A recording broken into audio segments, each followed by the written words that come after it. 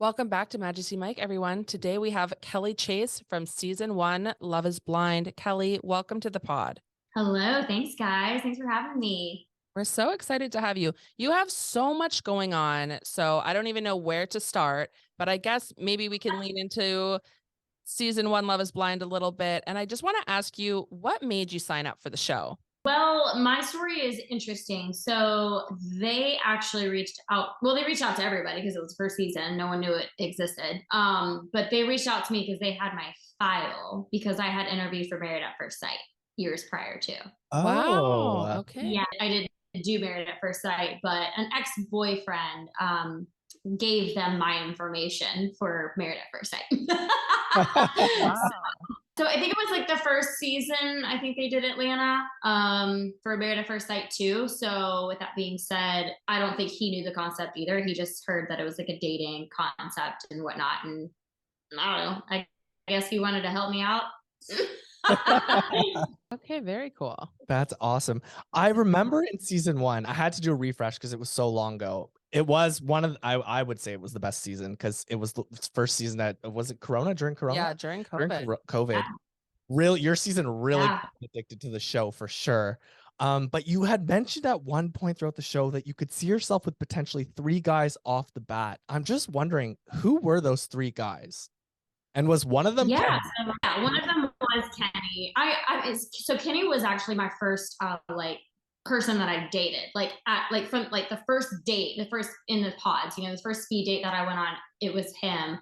And it kind of, it's for only 7 minutes. I just felt like it was just very light and fun, and yet that I felt like I knew him for a longer time, like even in those 7 minutes. So it was interesting. But yeah, so it was him, and then Damien, so Giannina's guy, and then with this guy named Wesley, also that didn't obviously make it continuing on. But yeah, so it was those 3. Very similar in certain ways. Yeah. I'm curious because yeah, like you said, only a certain amount of individuals make it through. How many people actually are in the pods initially? So there's know? 15 women, 15 women and 15 men. And you said yes to Kenny in the pods. I'm just wondering why. Yes, because you mentioned, best friends and all like that. But were there other reasons, as to why you said yes for Kenny or? Yeah, I mean, essentially, I did want to continue to get to know him. Obviously, we'd only known each other for 8 days at that point. So I wanted to continue to get to know him. And I loved everything that I had learned about him up until that point, the way that I felt seen and felt heard, in the sense of, obviously, like, that was really all, we could only feel heard really through the wall, but our conversations were very vulnerable, very deep. I know I cried multiple times during our conversations, just talking about more intimate things that obviously they did not show on, television, but they were, yeah, I just felt like really safe. And I think that that's like a really, that's like key to every, beautiful relationship, is to feel like emotionally safe. And that's pretty much how I felt, was that safety. And again, we had a lot of like synchronicities, like coincidences too, that were just like, I don't know, it just made me like probably lust for him a little bit more. I don't know. But yeah, he was just like a really well-rounded person. So I felt really good about it. I'm really curious. We spoke to Nancy from season 3, and she said that kind of the, audition process, if you could call it that, was really elaborate, and she learned a ton about herself. So I was wondering if you had a similar experience, or maybe they've changed the process since season 1. Yeah, I would be interested to see what their process was. Because yes, although there were a lot of like Skype interviews and whatnot, and we had to do, like a personality, like a psych evaluation, that type of thing. But I wouldn't say that I necessarily, I didn't think that I like learned a lot about myself while I was having interview conversations. It was more once we were filming and the producers were asking us questions about like our past and our childhood and past dating experiences and all of that, that I was like, things were resurfacing, and it was giving me a lot of awareness around maybe past relationship wounds and probably things I should have gone to therapy for back in the day. So yeah. And can I ask, have you watched the season back? Like, have you ever watched it in its entirety? And if so, have you ever watched it, in the last couple years, looking back on it all? So so when the world saw it was when we saw it too.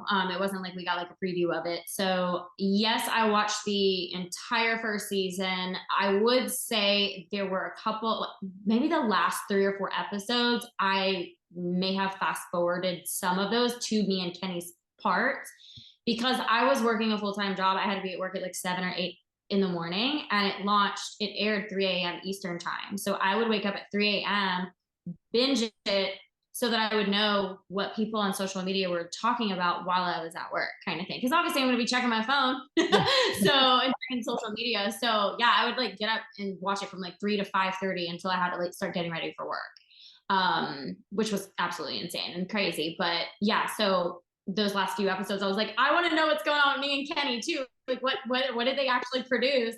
So I fast forwarded through people, and I have watched a couple of episodes since 2020, but not like the whole thing all the way. Well, actually, I'm going to take that back. I have watched the whole thing all the way through. I was on a date and the guy wanted to watch it.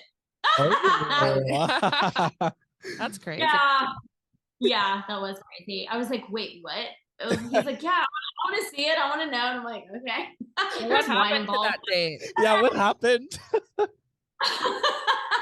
I mean, we didn't work out. We did go on another date, but we didn't work out, so that was fine. But yeah, we did. It was awkward though. It was kind of awkward. Really?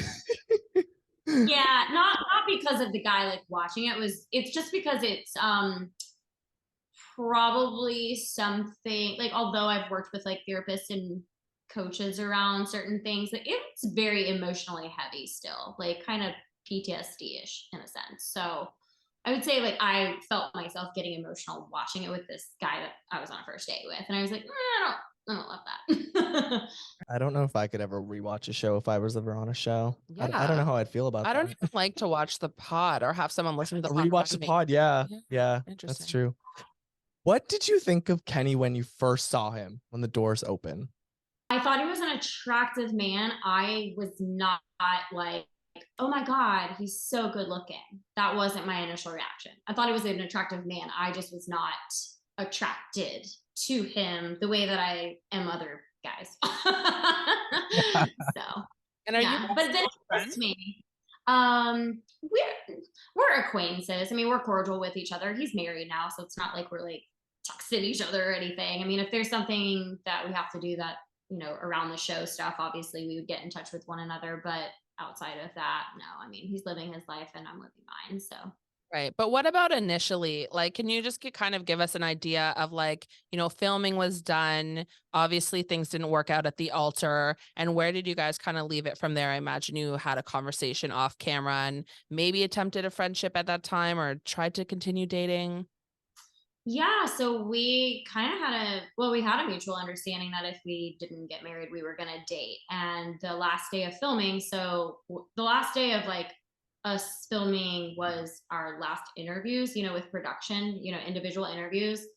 And on that day, I went first, and then like 15 minutes later was his interview. Anyways, in that time, I just like sat in my car and like we talked before he had to go into his interview, and he pretty much ended it right then. And I was, he's like, I know we've made plans, our families have made plans to like do Thanksgiving together and stuff. And he's just like, I just really need to like get back to my like life, like back to the whole routine of things. And he's like, I've been over production and like this whole thing for a couple of weeks now. He's like, and you're a part of production pretty much. Oh, wow. Wow. Yeah. Like he couldn't compartmentalize his feelings for me, or maybe he never had any. I don't know. So yeah, That's disappointing to hear. Like, were you taken a little bit aback by that? Yeah. Oh, I was shocked. And again, we had 15 minutes between this, between him having to go inside for his interview. So, and we didn't necessarily have it from the beginning of the 15 minutes. It was like the last 5 minutes of us talking. And anyway, so he kind of just like dropped a bomb on me, and I was like, what? Like I didn't know how to respond. Like he gave me a hug, and it was, you know, like, I mean, I was like sleeping next to this man. I was making out with him, like all this stuff. And like he gives me a hug, like the like turn the head away kind of hug. And I was like, what? Yeah. And so he gets out of my car, and I'm literally looking at him like so shocked. And he's like, I mean, we're gonna talk. And I go, okay. And he like goes inside.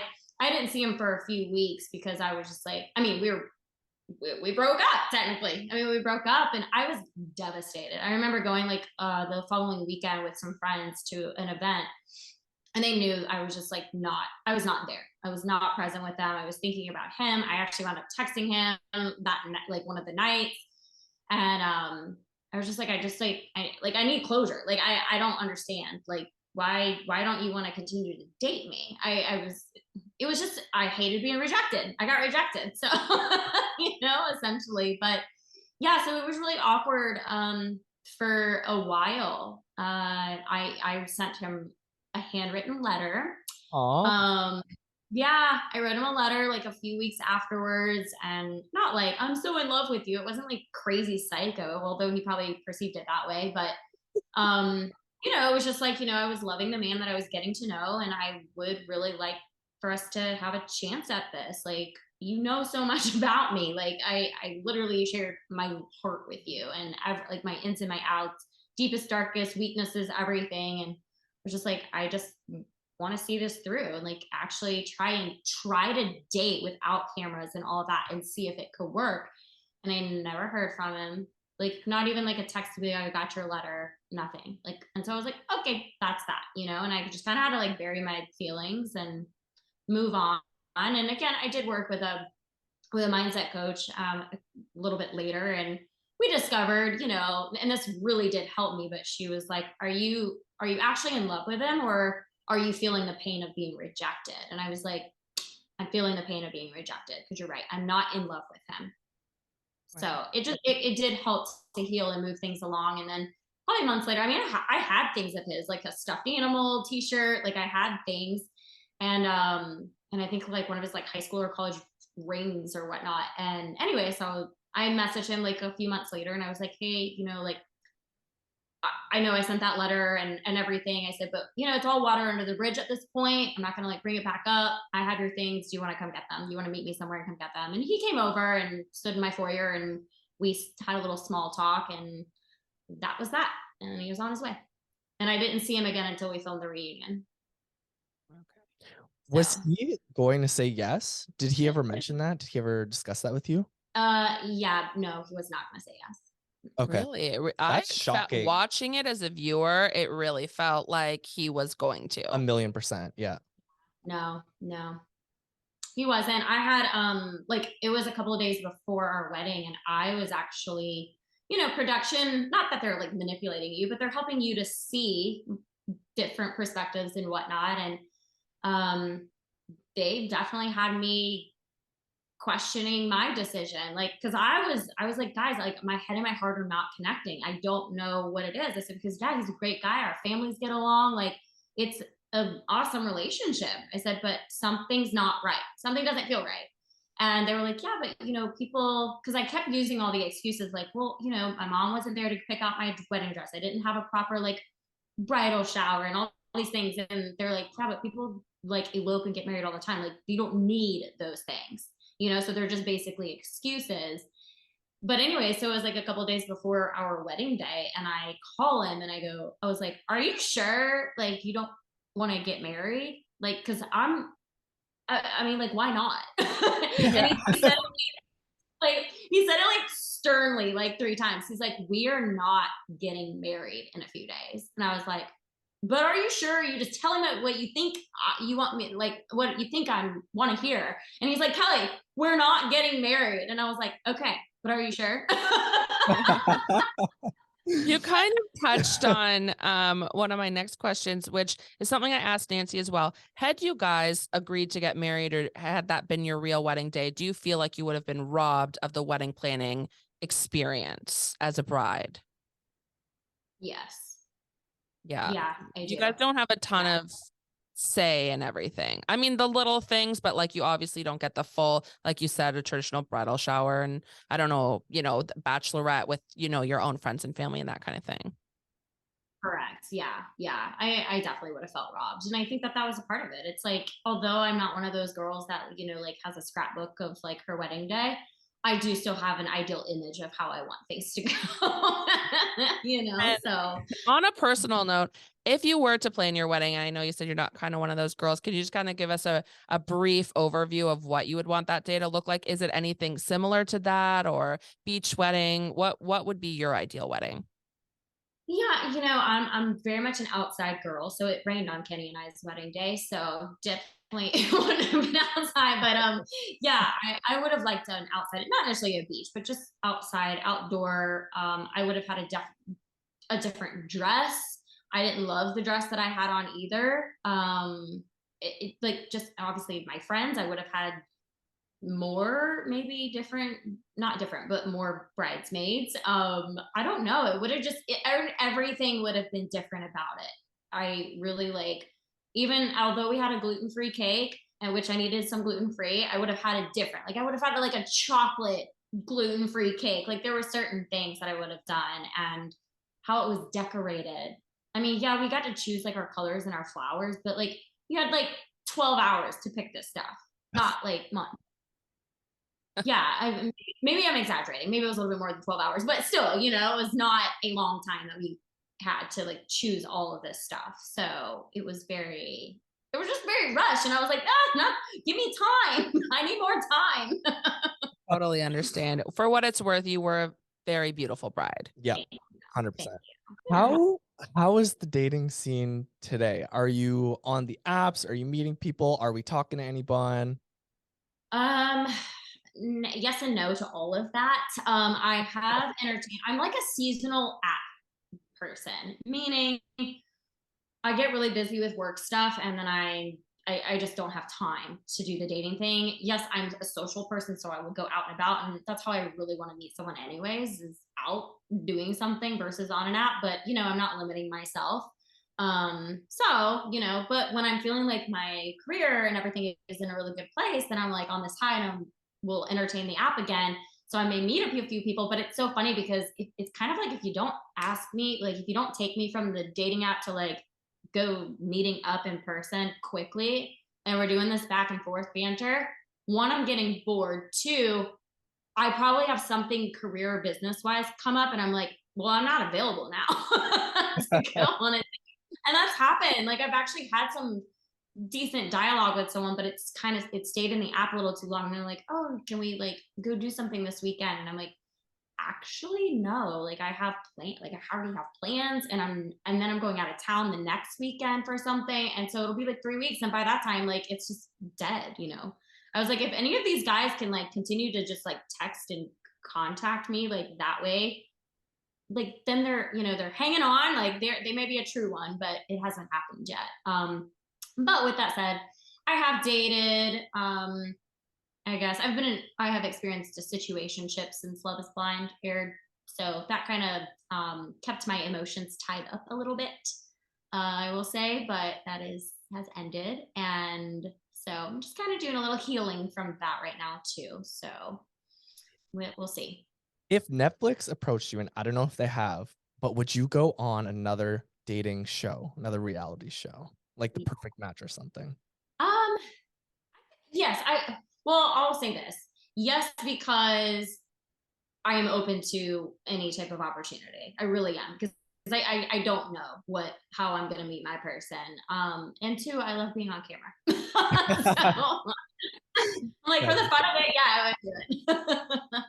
But yeah, I'm totally open for it. For a game show, I would love to do it again. Oh, fun. Yeah, game shows are so fun. We love it. Oh yeah. I wanted to ask, what has been the biggest blessing that's come out, or unexpected biggest blessing that's come out of being on the show? Honestly, I think it's the opportunities and like connections that I have been blessed with. I mean, granted, yes, like my audience is amazing as far as like my social media following and whatnot, but just the career opportunities that has come from it. I mean, I personally, like I said, I work with like a mindset coach and I've done a lot of therapy around things. And so I've become just more of a like confident person myself. But being able to have conversations with, you know, some type of celebrity that you never thought you would have had a conversation with, has been really interesting. Or being on people's podcasts that I never thought I would ever have a conversation with, like, and having guests on my podcast that, again, I never thought that I would meet in real life. So it's been really, really neat, just the world that it's opened me up to in more of a career professional way, more or less. To touch on that point, who is the coolest person you've talked to so far in terms of celebrities? I don't feel like I have a lot of like DMs like that. That's like one thing, but I'm trying to think. My podcast, I've had like awesome people. I mean, like Caitlin Bristow's been on my podcast, and I freaking love her.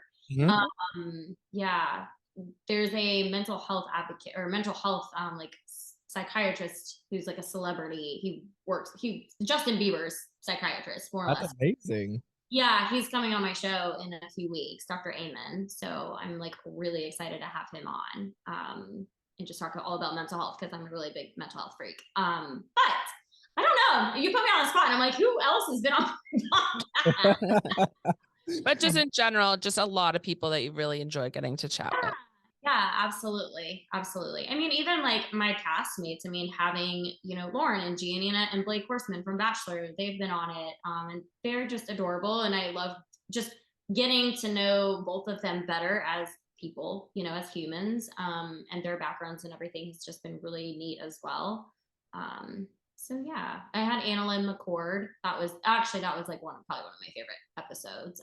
She used to be on Nip Tech and like 90210 back in the day.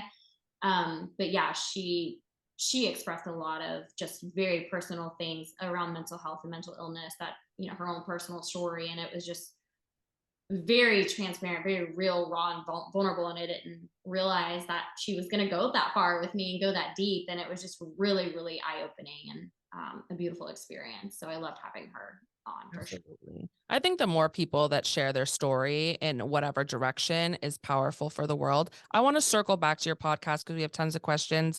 But before we get into it, you were saying that you were connecting with the cast on season 1. I wanted to ask you about Jessica. She got a lot of heat when the season aired. There was a lot of hate for her online, and, you know, warranted or not. Did she lean on the girls for support during that time, or were you guys in touch at all? Her and I were. So Jessica and this is kind of a weird coincidence, but Jessica and I had known each other for years prior to us No doing way. it. Wow. Yeah, we didn't know. Like, I showed up to like our meeting spot the first day, you know, being on set, and she like turns around in the chair and she's like, "Get out." That's awesome.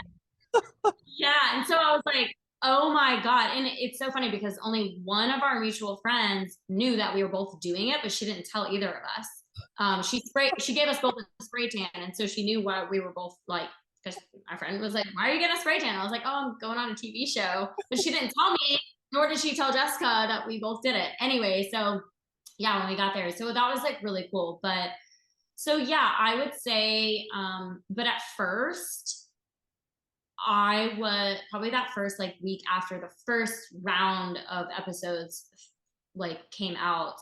I think I was kind of like in my own head too about things going on. So just like really in my feels, like I said, it is kind of difficult to watch the show back, especially when it was that first time watching it, because I was so emotional about it. Like, I think the whole thing of like me and Kenny not really having the closure, and just like all this stuff like coming back up, and of course how they produced me, which was fine. Like, they didn't really do anything bad to me, but you know, just kind of watching a different version of myself. And, you know, we had filmed that 16 months or so prior to it airing, and I was a completely different person. So I just felt like I was like witnessing like this really like this old version of myself, and I was like, who is she?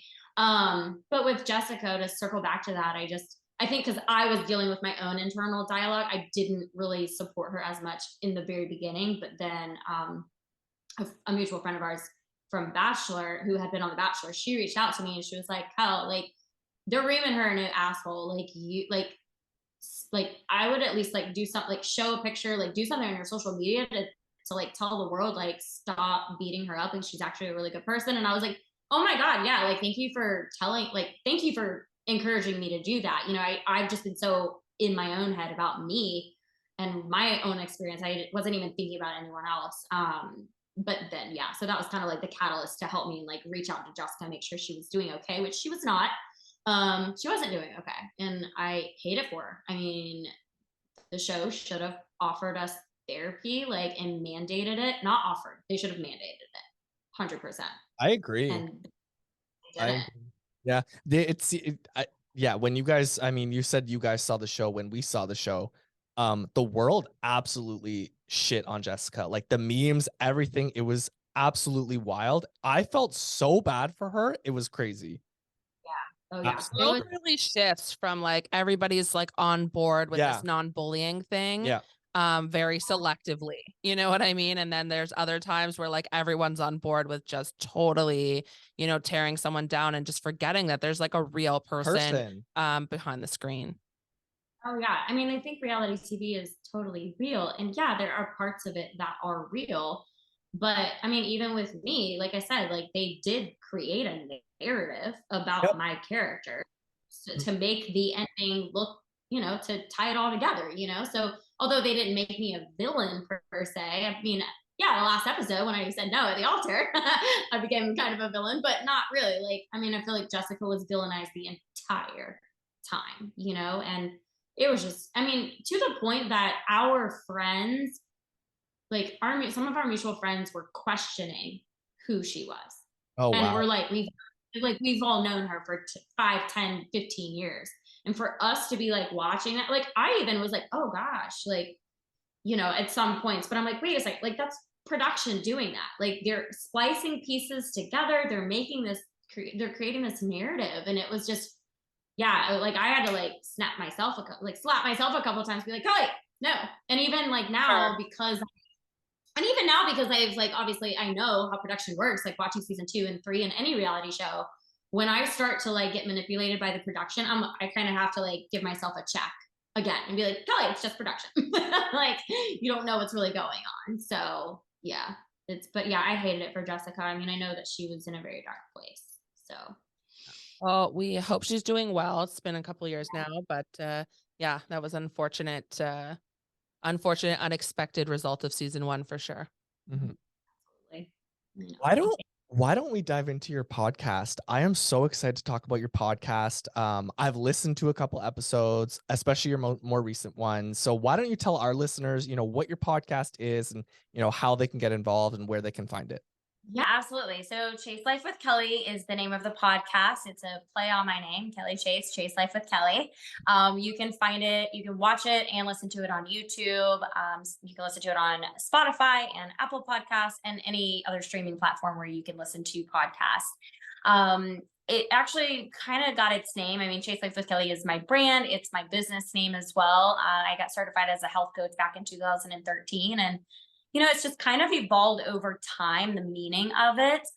But essentially it's the same thing of like just being really rooted in like self-love and empowerment. And there's a lot of like manifestation stuff that goes into it too, but just like really like becoming a better version of yourself to create a life that you crave, is essentially what Chase Life with Kelly means. But I've had extraordinary guests on my podcast. I mean, I will do some solo episodes from time to time, of course, but the gamut of people that I have on are from celebrities to reality, TV stars to highly successful entrepreneurs, as well as some friends of mine that have gone through, divorces and just regular like dating, and dating and relationship challenges, that kind of thing. But I want to say that the show itself helps people to share their story, because I feel like the more that you share your story, the more you empower others, that we can fight through adversity and that we can change the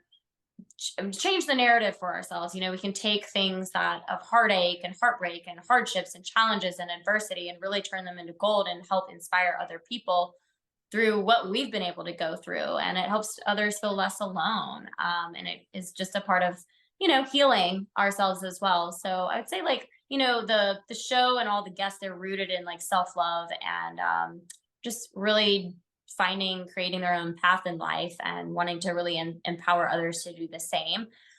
We focus a lot on, like I said, like the self-love and love, dating, and relationships, while also on like mental health aspects of things as well. So it's yeah, I mean, it's been a very beautiful journey. I've had the show out for a little over a year and a half now, and it's been fun just getting to know different people in all walks of life. And it's just, it awakens me to new things too. So it's been really, really fun. I feel like it changes sometimes, like my targeted guests that I have on, but essentially it's just, like I said, it's rooted in that self-love and empowerment, and I just really want to share that message and hope that people will learn to chase life with Kelly through it. That's amazing. So I want to ask, do you consider yourself a full-time entrepreneur right now, or do you have another job? And also, you mentioned a little bit about the coaching. Can you tell us what people can expect? How can they sign up? And just kind of how the coaching works? Essentially, I'm a certified health and life coach. I am also certified in like hypnosis, like emotional freedom techniques, neuro linguistic programming, um, something else, Reiki. I'm like, what else?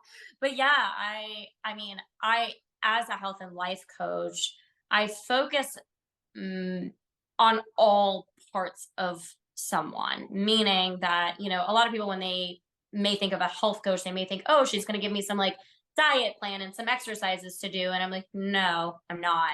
I'm going to maybe suggest that you move your body every day for 30 minutes, but in the way that you want to, in the way that feels good for you, because that is what life is about. It's about feeling good. So we want to feel good by, you know, with our nutrition. Yeah, I'm going to maybe suggest some healthier meals for you, but at the end of the day, it's not necessarily what you're eating that is creating your health issues. It's all the other stuff that's going on. So we're going to dive deep into your relationships, your not just like your intimate love life. We're going to talk about your personal relationships with family and or maybe colleagues and coworkers.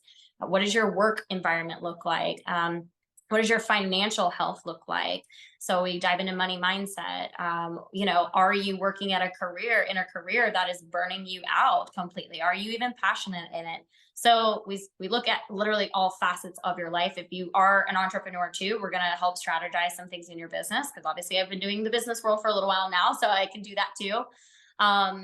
And yeah, like, and really hone in on their spirituality too. Like, are they taking care of themselves? Are they creating healthy boundaries and setting those boundaries and really honoring them to start tuning inward to themselves, because we can't pour into others if we can't even pour into ourselves every day. So it is really is. It's hard for me sometimes to market myself, I feel like, because people are like, wait, what does she do? She can help me with like everything. And I'm like, yeah, because I'm a mindset coach. The mind controls everything. So, I help with all of those different areas that I just mentioned. I help women and some men reprogram their subconscious mind, their limiting beliefs, their fears, their doubts, their worries, all of that, and help them really understand how the subconscious mind works, so that they can start actually reprogramming not just their thoughts, but their behaviors, which will give them different results. And I take them through like a healing process as well, and helping them feel like the different vibrations and the energies that are actually going to attract the things that they want, versus staying stuck in these spaces that that's why they're coming to me, because they feel stuck and they don't know what to do. So I help them move the needle. Great. And so where can people sign up? And are you able to kind of give, because I imagine some people would be intimidated, kind of a price range on what something like this would be if they did want to sign up?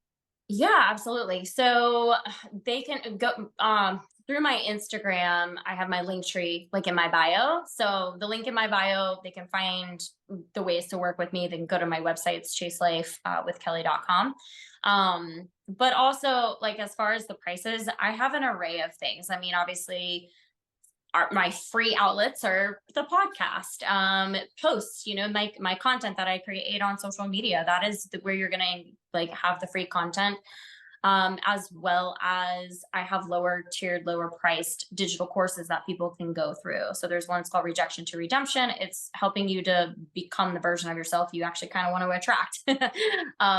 And then also Soul Aligned Money Magnet. That one is more on like manifestation techniques, reprogramming the subconscious mind around money and success, because we all have like worthiness issues. So that really helps tap into that. And those, like I said, the digital courses are lower priced. But then my like private one-on-one coaching, it's about $5,000. And that's a 3-month program that we would go through. But you have pretty regular access to me. So it's weekly calls and WhatsApp text messaging and voice support. As well as you have access to those digital courses as well. So I become your bestie. I love it. You mentioned manifestation, and I cannot preach enough about manifestation. I absolutely believe in it 1,000%. Yeah. I think everybody should totally do it and get involved with it. So yeah, I love that you're spreading the word about it. Thank you. Yeah, I mean, it has literally changed my life. I mean, to know, and just I mean, awareness is the key to change, right? So if we aren't aware of something, then that's why we keep repeating the same cycle. So, but if we can create an awareness around one thing, let's say it's, relationships. Let's say you're trying to like manifest your like perfect partner, but you keep dating the same guys. Well, that means something's energetically off inside of you, and or there's stored trauma, there's something going on inside of you. So if you can just, the manifestation part is obviously, yeah, you have to put it out into the universe what you're really looking for. But what I coach people on is like, I want you to write out your perfect person, like not physical characteristics, but like how you want them to make you feel, things like that, like activities you want to do together, whatever, how you want your relationship to really look like, and how you want to show up and how you want them to show up. And that gives you awareness to actually know what you're looking for and how things are going to feel when you have it, right? So with that being said, then you have to start manifesting by taking inspired action. So as I said, yeah, I'm on dating apps because I don't want to limit my possibilities. Maybe my soulmate is on a dating app, but if I'm like, nope, not doing dating apps, then I'm closing off that opportunity. And that's closing off one of the, ways of manifesting, I guess. So I just try and keep my eyes open, and I encourage other people to do the same, but they have to like, got to work through the kinks and that like stuck negative emotional energy and vibration that's inside of them to attract those things faster. So if we can have the awareness around it, that's how it gets sped up and it's brought to you in very quick time. I have a big smile on my face because I manifest the shit out of this every day. So I'm totally on your level. I love it. I would strongly encourage everybody to check out your coaching, as well as your podcast. I think it's and just your amazing. Instagram page in general. 1,000%. Just like a whole ray of positivity and inspiration. Thank you. Yeah. Thank you. I appreciate that. I know. It's funny because like even today I'm like, oh my God, I need to like create some content, and it's I'm working so much. I'm like, oh my gosh, I have to like create content. And sometimes I just like, I need to just get on my, like do like a FaceTime, just like a selfie video and just say what I need to say, because that's going to be faster than me trying to like make it all aesthetically pretty and whatever, Totally. I love it. Gotta I get love on there. seeing you on there too. It's great. Thanks. Thank you. You do mention on your bio, soon to be author. Can you chat a little bit about that? Oh my gosh, I do. Yeah. So a friend of mine, she's a writing coach. She's a publisher and a writing coach. And she last summer was like, Kel, you're going to write a book and you're going to go through my like book writing cohort. And I was like, like it never even, I don't know. I don't think it's never been like I want to write a book. Like I never had, that was not something I was trying to manifest. Let's put it that way. But it fell into my lap, and I'm open to opportunities, and I do understand the power in writing a book. I mean, so I accepted her challenge, and I was like, okay, sure. So I went through her book writing cohort, learned some things. And so I've been writing a book. It's a memoir. I was first going to stay on brand and like call it Chase Life with Kelly, but I'm not now. It's going to be something more meaningful and deeper as far as the title goes. But yeah, it's a memoir of my life and my journey.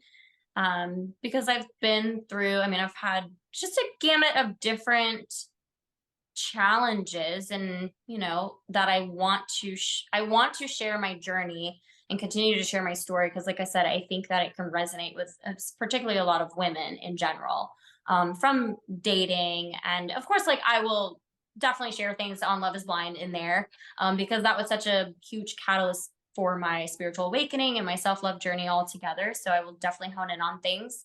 But it's, yeah, I'm trying to finish writing like the first draft of it by like within the next couple of weeks, and giving myself that timeline, it is stressing me out. So I'm like hoping that I will be able to like launch the book, maybe fall of this year. That is kind of my goal. So I do know I need to get it done sooner than later, because it takes a couple of months for like editing and publishing and all of that too. So yeah, it's a feat. I mean, it's like, yes, I recommend it, and I know that it's going to have so many valuable payoffs, but like actually just doing it is very hard. Especially for you. You have so much going on. Yeah, exactly. And, I mean, granted, like, this was what my writing coach said. She was like, you have to be disciplined and write every day. I don't write every day. I will be honest. I don't write every day. But, with that being said, she's like, I mean, like, anything is a distraction. Anything is a distraction. So even like, you should be sitting down writing your book, but you get up and you go like wash your dishes or do laundry. You're distracting yourself. Like, you have got to. And like, she's like, yeah, I get it. There may be a birthday party or a wedding or something. She's like, okay, go do those things. But maybe wake up an hour earlier and you write your book that day, So it's just like, it's very hard. It is definitely a very difficult thing to do. And there are people that have written a book in 7 days, and sometimes it takes people years, and sometimes people say they're going to write a book and they never finish the book. So I am going to finish the book. You will. You will. We're going to have our eyes peeled for I want it. We're excited. In fact, we'll have to have you on to promote it. I would love that. Yeah, I definitely want to get PR involved and do like a book tour for sure. So yes. And if you're in Dallas, we would love to see you in person. Yeah, absolutely. I know. I wish that I could have been there with you guys in person. That would have been cool. Next time. Well, we want to congratulate you on everything that's going on, everything that you've accomplished. I did have one last question for you. What does happily ever after look like for Kelly Chase, and where do you see yourself in 5 years? I do want a relationship. I do. I'm longing for a companion. I know that, again, my awareness around, when I'm doing things out of alignment with my goals and everything, I know that it's because I'm like longing for that companion. And so I'm trying to like fill the void with other things.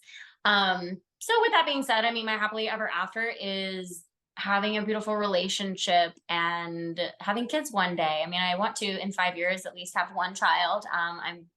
I'm approaching 40. I mean, not like soon, but in a few years from now, I'll be 40. So, I just want that stuff to go accordingly. And I told someone recently, I was like, I'm doing a lot of things professionally, and I feel like there is a part of me that does a lot of this stuff because it's also filling the void of not having someone to share life with right now. And although it's catapulting me in so many ways and making me lean into discomfort and changing who I am as a person and helping me grow very quickly, I think that there are parts of me that, like, maybe the book, maybe that's like I said, it's like, okay, I'm doing this, but like, is it something I really wanted to do? No, like, I wouldn't have cared if I ever wrote a book, so I don't know. Like, I think just like having a happy, loving, supportive relationship, while also, yes, I will want to be doing some type of like entrepreneurial thing, whether it's just influencer sharing my good stuff with people and just continuing to like educate and empower people, I think is my sweet spot. So however that is meant for me, whether it's public speaking, just being a podcast host, or maybe I'm just a stay-at-home mom behind my screen talking to my camera every day, influencing people on social media. I have no idea. I'm open to the universe, whatever the universe's plan is. But yeah, I just want to be happy. Like, and I think that will really be it. But like I said, I'm healing from a situationship right now, so I can't fully maybe give myself to someone right at this second. So I think once that healing is a little bit further along, that happily ever after will just come at a much more rapid pace. Yeah, I was gonna say you're radiating positivity, and I Thanks. feel like love is right around the corner for you. And we can't wait to, see your book launch and follow your life on your Instagram. Thank you. Thanks, guys. Thank you so much for coming on, Kelly. We really, really are big fans of you. Yeah, well, thank you. I've loved chatting with you.